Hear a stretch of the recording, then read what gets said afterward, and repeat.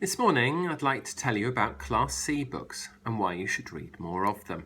Before I get there, however, I should introduce you to my book classification system and to Class A and Class B.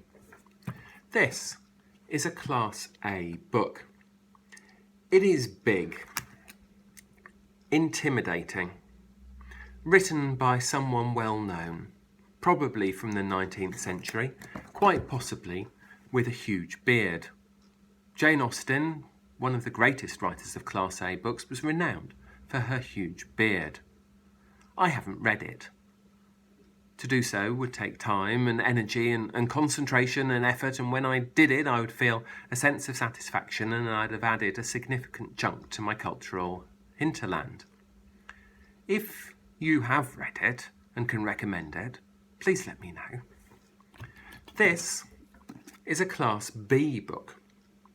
It is lighter, or at least thinner, more modern, still very well thought of.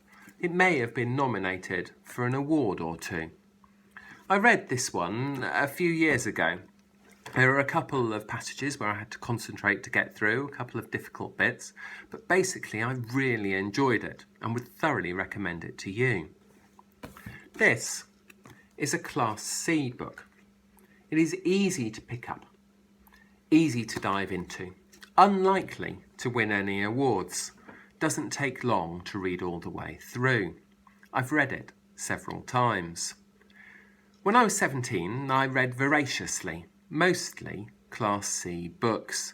Fantasy at the time, although historical fiction is more my thing now.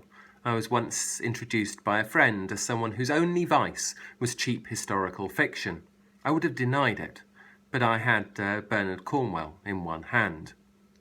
You should read Class B books. They'll broaden your horizons, make you more interesting. You should, at some point, read some Class A books, but don't expect that to be an easy or quick process. It took me 4 years and 2 summers with absolutely no other reading material to get through War and Peace. But see how casually I drop that into conversation now. More importantly than either, however, you should read Class C books. Bernard Cornwell, Terry Pratchett, Jilly Cooper even. You won't find her in our library, but charity shops are full of second-hand copies. Find someone whose writing you like, whose stories interest you, and read. Don't worry about it being Class C. Read voraciously.